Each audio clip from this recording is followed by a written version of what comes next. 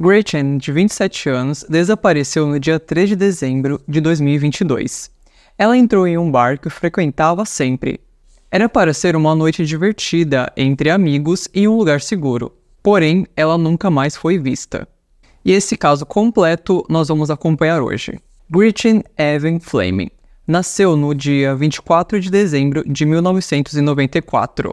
Ela nasceu na pequena cidade de Pecksburg, em West Virginia. Foi ali que ela e sua irmã mais nova, Emma, foram criadas por seu pai, David.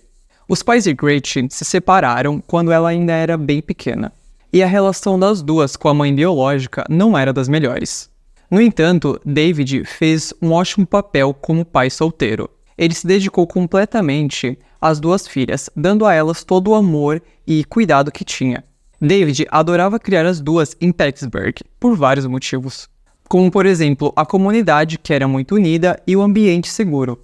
Ele se lembrava com carinho das tardes andando de bicicleta com Gretchen, especialmente da bicicleta dupla, onde ele pedalava e Gretchen ficava atrás, aproveitando o passeio. É um detalhe que mostra o quanto a relação deles era especial e cheia de afeto.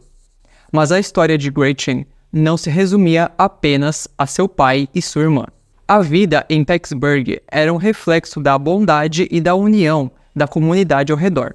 Um lugar onde pequenos detalhes e gestos de amor faziam toda a diferença. Quando Gretchen tinha 14 anos, David apresentou para as filhas a mulher com quem ele estava namorando, e seu nome era Jennifer. No início, Gretchen não recebeu sua madrasta de braços abertos, o que é bem comum em situações como essa. É como se a chegada de Jennifer tivesse sido um livro novo e uma estante já bem organizada. Ou seja, uma adição inesperada que leva tempo para encontrar seu lugar. Mas, apesar do começo difícil, Gretchen acabou se afeiçoando a Jennifer. A mágoa inicial não durou muito e, com o tempo, Jennifer se tornou uma parte querida da vida de Gretchen. Com o passar do tempo, Jennifer foi se tornando cada vez mais parte da família. A união deles se fortaleceu ainda mais quando Jennifer e David se casaram e tiveram um filho.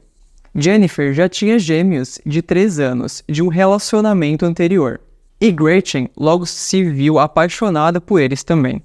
A família parecia estar se moldando em uma perfeita unidade, com uma concha de retalhos que se encaixa perfeitamente. Gretchen era uma daquelas pessoas que mostrava na hora quem realmente era. Isso se refletia em seu jeito de se vestir. Ela tinha um gosto afinado para a moda, algo que se destacava com seu amor por brechós. Ela adorava vasculhar essas lojas em busca de tesouros escondidos e criar combinações que só ela conseguia imaginar. Sempre com suas queridas botas Doc Martens nos pés, como se elas fossem um carimbo pessoal em cada look. Além de seu estilo único, Gretchen era uma ávida leitora. Tinha uma mente muito criativa e era uma apaixonada por maquiagens. Ela gostava de passar o delineador, deixando aquele olho de gatinho, e isso era algo que fazia parte de sua rotina de beleza. Mas o que definia Gretchen de verdade era sua capacidade de viver um dia de cada vez, sem se prender nesse mar de preocupações que consomem nossas mentes. Ela não deixava essa ansiedade que a gente geralmente tem do futuro tomar conta dela. Embora ela mesma não tivesse grandes planos traçados, sabia que realizaria tudo o que desejasse. E uma frase dita pelo David sobre a filha retrata muito essa leveza com que ela lidava com a vida. Na frase, ele dizia: Gretchen não vivia para trabalhar, ela trabalhava para viver. E Gretchen não era obcecada por uma carreira de sucesso, mas sempre teve um emprego que permitia que ela vivesse bem e cuidasse de si mesma. Porém, Gretchen tinha sonhos grandes e um deles era se mudar para uma cidade maior, algo que ela sempre quis. Em 2013, ela se formou na Pecksburg High School. Algum tempo depois, fez as malas e partiu para começar uma nova aventura em Hailing, Carolina do Norte. E ela estava vivendo essa fase da vida dela exatamente como ela sempre quis, explorando um novo lugar e mergulhando em uma nova fase cheia de possibilidades. Nessa nova e grande cidade, Gretchen fez novos amigos, encontrou um emprego e até conheceu um garoto. No início, parecia que tudo estava indo muito bem, mas como a vida é imprevisível, as coisas mudaram. Embora não haja muitos detalhes sobre o relacionamento, sabemos que ela decidiu se mudar para a Carolina do Sul com ele. Por cerca de um ano, a vida parecia estar seguindo uma rota suave, mas então, de repente, tudo virou de cabeça para baixo e o relacionamento terminou. Jennifer, sua madrasta, ficou chocada com o fim repentino, especialmente porque eles estavam até falando sobre casamento e Gretchen estava muito feliz. Mas, por alguma razão inexplicável, a história deles chegou ao fim. E claro, lidar com um rompimento é difícil em qualquer circunstância, mas para Gretchen, a situação ficou ainda mais complicada. Durante esse período, algo realmente doloroso aconteceu. Como já mencionei antes, o relacionamento dela com a mãe biológica não era dos melhores. Mas, para piorar, o estado de saúde da mãe piorou muito, chegando ao ponto dela ser entubada e ficar dependendo de aparelhos para se manter viva. Isso foi um golpe cruel e inesperado para Gretchen, que já estava lidando com tantas mudanças e desafios. Como Gretchen era a parente mais próxima da mãe e a filha mais velha, acabou caindo sobre ela a decisão de manter sua mãe naquela situação ou desligar os aparelhos. E eu consigo imaginar o peso dessa decisão na vida de qualquer filho. Isso é algo que ninguém deveria enfrentar, especialmente alguém tão jovem. E no fim, ela decidiu por desligar os aparelhos, deixando sua mãe partir em paz, sem mais dores e sofrimento. Não é de se surpreender que essa experiência abalou muito ela. Tanto que a madrasta e o pai dela afirmaram que isso a afetou de forma muito pesada. Em 2022, Gretchen estava passando por uma fase difícil. Ela percebeu que a melhor maneira de superar tudo isso seria voltar para casa em Pittsburgh. Em maio daquele ano, ela fez as malas e voltou. Mas, ao invés de morar com o pai e a madrasta, ela optou por ficar na casa da avó, que vivia na cidade vizinha, de Viena, na Virgínia Ocidental. Mas assim, era bem próximo, ficava a menos de 15 minutos de carro. Gretchen escolheu ficar com a avó porque a casa do pai estava bem agitada com o nascimento dos seus irmãos mais novos. E embora ela amasse sua família, sentia que a tranquilidade da casa da avó seria o ambiente perfeito para ela naquele momento. Gretchen tinha um plano provisório para o futuro. Ela sonhava em se tornar comissária de bordo, o que fazia sentido com a personalidade dela. Entre maio e o início de dezembro, Gretchen estava tentando se recuperar. Ela conseguiu um emprego e voltou a se aproximar de alguns velhos amigos da escola. De certa forma, ela estava começando a encontrar seu caminho de novo. Mas há 3 detalhes que são cruciais aqui. Primeiro, Gretchen não tinha carteira de motorista. Aos 27 anos, ela nunca sentiu a necessidade de dirigir. Algumas pessoas simplesmente não gostam da ideia de estar ao volante, e Gretchen era uma dessas pessoas. Segundo, Louise, a avó de Gretchen, tinha uma regra na casa. Se Gretchen não estivesse em casa até às 22 horas, ela ficaria para fora, porque ela trancava a porta e ninguém mais entrava ou saía. Esse era o toque de recolher dela, o que pode parecer cedo para alguém da idade de Gretchen. Mas assim, era uma regra que ela respeitava. Até porque sua avó era idosa e não queria acordar tarde da noite. E Gretchen tinha vários amigos, onde podia passar a noite, caso decidisse ficar fora até mais tarde. Além disso, tem um terceiro ponto importante. Era comum a Gretchen ficar fora por vários dias seguidos. Ela era uma pessoa de espírito livre e, às vezes, passava alguns dias na casa de amigos antes de voltar para a casa da avó. Embora ela sempre mantivesse o celular por perto, não era do tipo que ligava ou mandava mensagens para a família todos os dias. E isso é bem aceitável, até porque ela tinha 27 anos e vivia sua própria vida. O pai dela comentou que eles sempre mantinham contato, mas não era de trocar mensagens diariamente. Se Gretchen não respondia de imediato, normalmente retornava no dia seguinte ou quando tinha tempo. Esse padrão de comportamento era normal para eles e as coisas correram assim durante aqueles 6 meses, de maio até o começo de dezembro. Gretchen estava trabalhando, convivendo com amigos, familiares e, acima de tudo, se esforçando para se curar. Mas tudo mudou no dia 3 de dezembro de 2022, quando Gretchen saiu da casa da avó e nunca mais voltou. Pouco mais de uma semana depois, em 11 de dezembro, David e Jennifer estavam em casa quando ouviram alguém bater na porta. Era Louise, a avó de Gretchen, mas aquela não era uma visita comum. Louise estava preocupada porque Gretchen não voltou para casa no dia 3 de dezembro, depois de sair para trabalhar. Como eu mencionei antes, era normal a Gretchen sair e passar alguns dias fora. E nessa noite específica, ela tinha avisado a avó que planejava dormir fora. Por isso, Louise não se preocupou de imediato.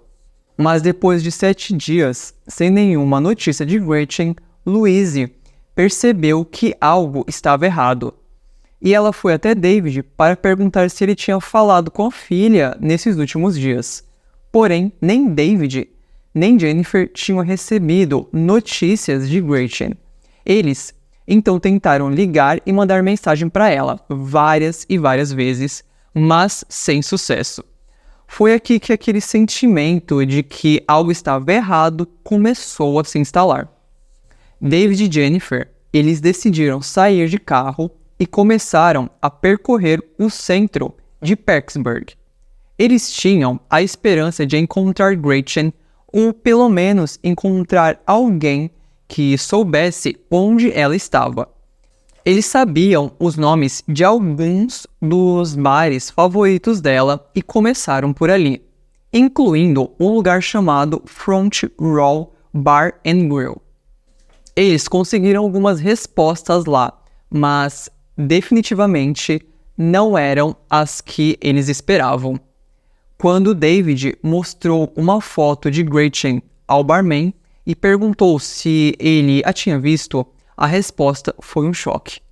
O barman disse que sim, Gretchen esteve lá no final de semana anterior, mas o que deixou David e Jennifer com um nó no estômago foi o fato de que na manhã seguinte um cara apareceu no bar e deixou a bolsa dela ali. Quando abriram a bolsa, encontraram todos os pertences de Gretchen. O celular, a carteira, os documentos, tudo ainda estava lá.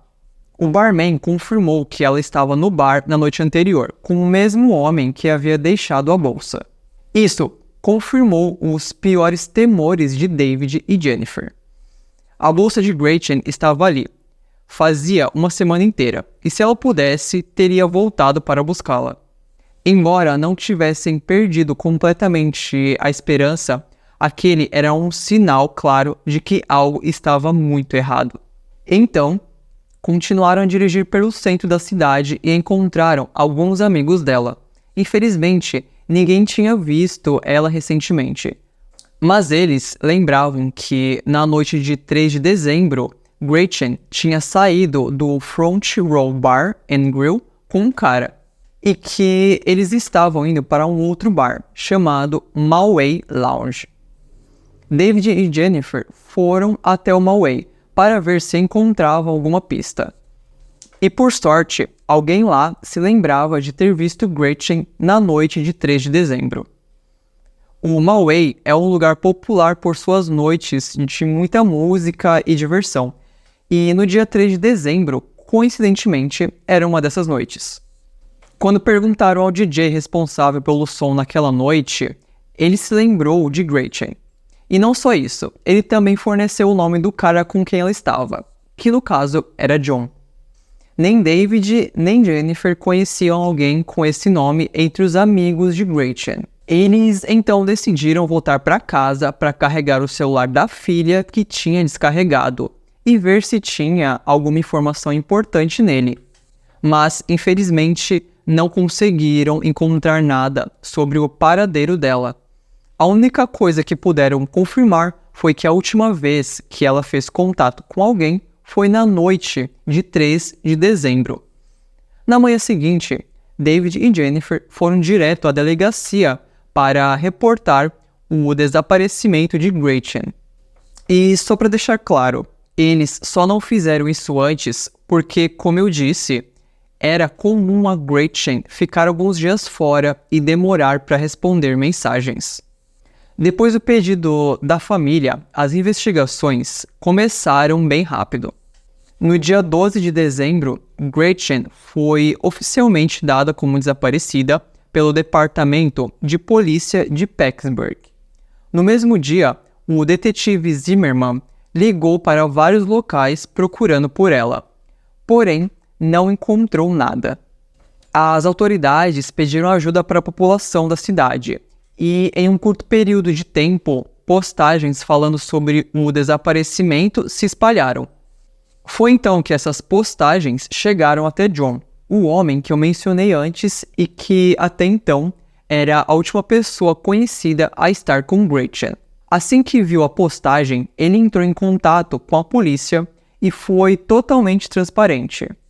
Contou que esteve com a Gretchen na noite de 3 de dezembro e confirmou que foram ao Front Row Bar and Grill, depois ao Malway Lounge. E assim, você deve estar se perguntando sobre a bolsa dela. Ele também tinha uma explicação para isso.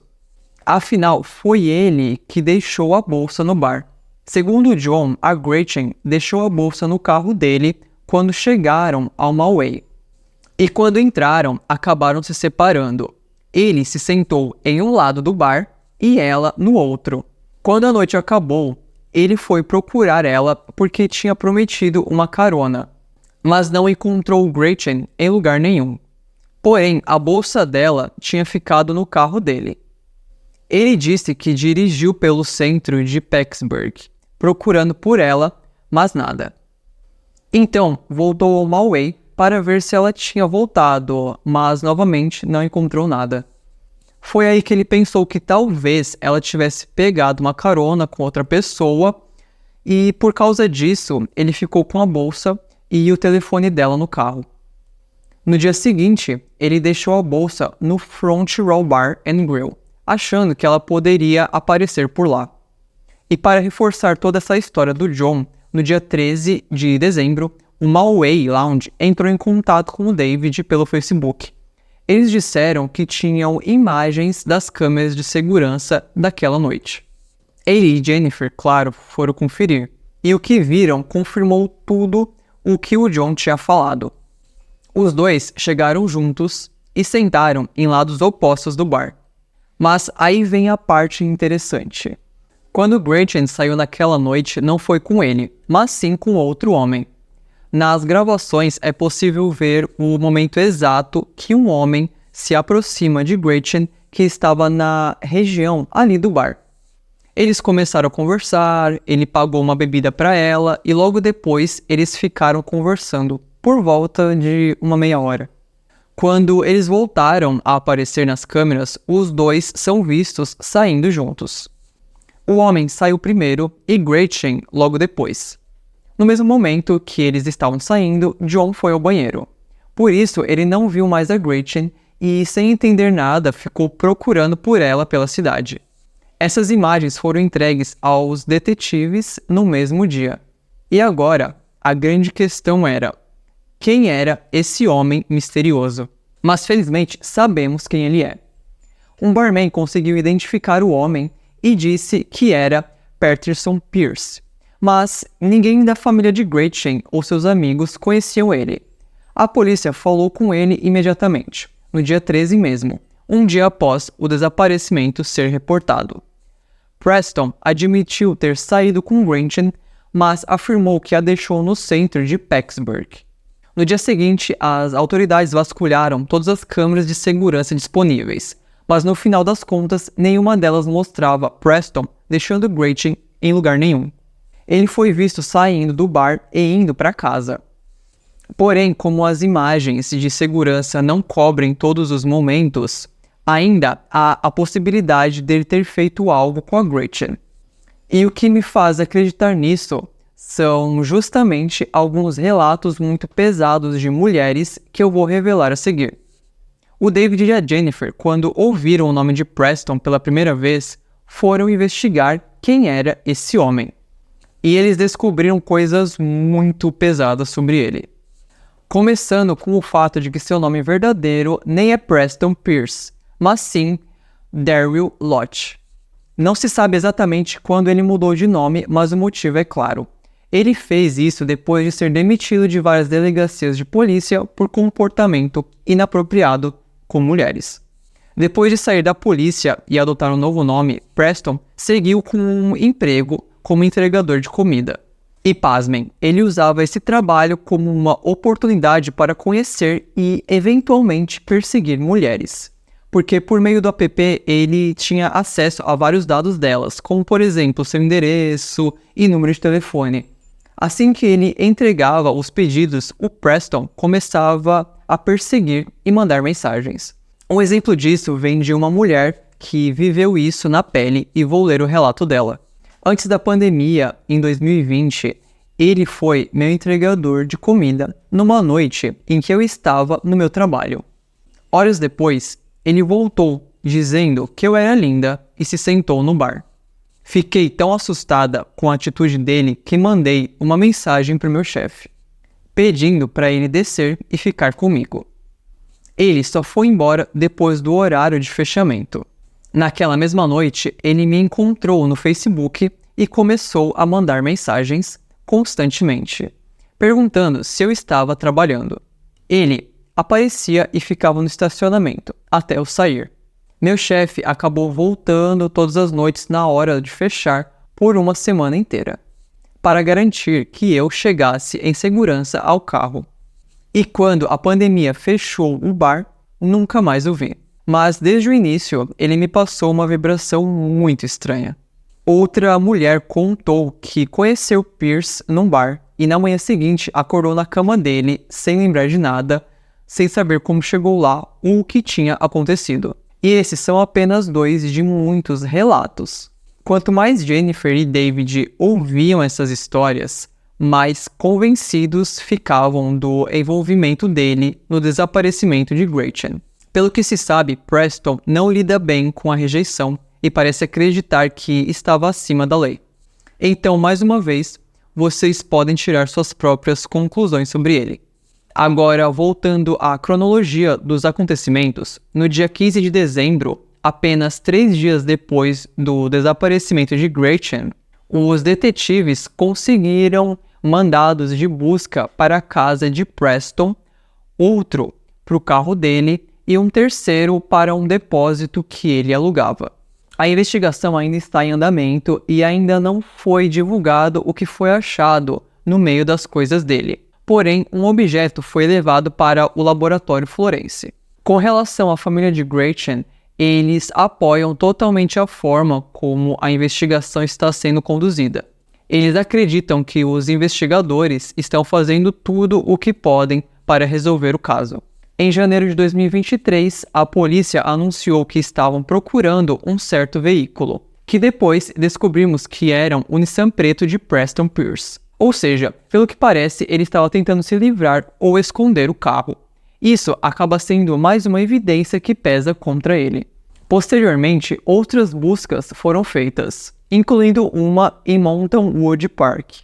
Mais de 500 pessoas se juntaram e procuraram por muitos quilômetros de área, mas infelizmente nada foi encontrado. Teve também uma grande busca em um poço na região de Ravenswood, após o detetive Zimmerman receber uma notícia de que os restos de Gretchen poderiam estar lá. Eles tentaram algumas formas para verificar se os restos mortais estavam lá, até drenar o poço. Porém, novamente, nada foi encontrado. Outras áreas arborizadas e margens de rios também foram revistadas, mas novamente sem sucesso. Existem muitos crimes onde a comunidade tem que se envolver porque a polícia não está fazendo o suficiente. Mas nesse caso, a polícia solicitou a ajuda da comunidade e eles estiveram lá sempre que foram chamados. O apoio da comunidade a Gretchen foi realmente inspirador e serviu como uma força muito positiva para a família manter a esperança. Desde o início do desaparecimento, pessoas de todos os cantos, conhecidas e desconhecidas, apareceram para apoiar a família Fleming. Muitas pessoas que conheciam Gretchen se juntaram para fazer orações e mostrar solidariedade. Em junho de 2023, o chefe de polícia, Matthew Bird, revelou que a investigação ainda está ativa e longe de esfriar. Vários peritos ainda estão examinando as evidências e Preston Pierce continua sendo um dos maiores suspeitos. Uma das coisas mais importantes que tiramos de lição dessa história é que mulheres, mesmo que estejam em um lugar que considerem seguro, têm sempre que manter o cuidado de preferência, sair sempre em grupo e evitar sair sozinha, já em um primeiro encontro com um homem que acabaram de conhecer. Mas, mesmo tomando todos os cuidados, ainda assim, as coisas podem sair do controle, como no caso de Gretchen. Tanto que o amigo dela nem viu quando ela saiu para fora do bar. Bom, esse foi o vídeo de hoje, espero que tenham gostado. Meu nome é Gabriel Orlandi e se você gosta de casos criminais e histórias de terror, já se inscreve aqui no meu canal e ativa o sininho para receber notificações sempre que eu postar um conteúdo novo.